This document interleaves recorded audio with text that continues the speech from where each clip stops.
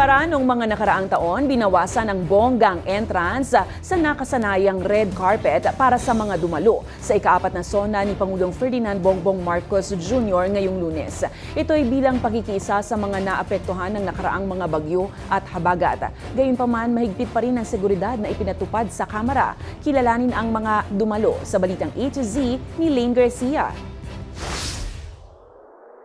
Payak at tahimik na walkthrough, yan ang eksena sa ika-4 na taong State of the Nation address ni Pangulong Ferdinand Bongbong Marcos Jr. na ginanap sa Batasang Pambansa ngayong araw ng Lunes, July 28, na dinaluhan ng mga politiko at ilang mga kilalang personalidad.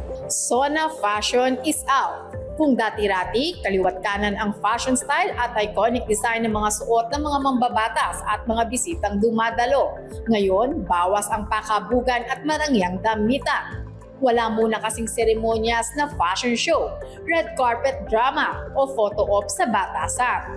Ayon kay House Secretary General Reginald Velasco, toned down o may kababaang loob ang esensya ng okasyon. Ito'y bilang pakikiisa sa mga nasalanta ng bagyo at habagat kamakailan.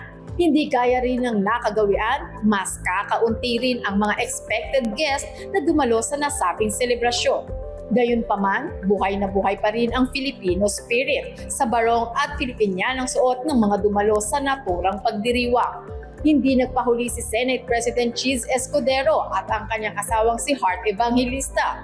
All white din ang modern Filipiniana styling ni Miss Universe 2015 Pia Wurtzbach, kasama si OWA Administrator Patricia Yvonne Kaunan. Spotted din ng ilang senador gaya ni Senator Win Gatchalian, Senator Joel Villanueva, Senator Mig Zubiri, Senator Rafi Tulfo at Senator Kiko Pangilinan. Habang ang ilang kongresista gaya ni na re-electionist later Representative Richard Gomez at anak na si Juliana, Dan Fernando, Geraldine Roman at presidential son Sandro Marcos. Hindi pinalampas ang importanteng kaganapan sa ating bansa.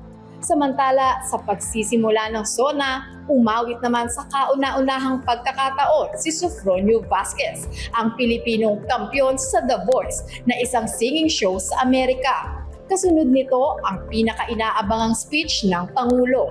Hindi man dumalo ang ilan, layunin pa rin ng programa na maiulat sa taong bayan ang mga nagawa at gagawin pa ng pinakamataas na leader ng bansa.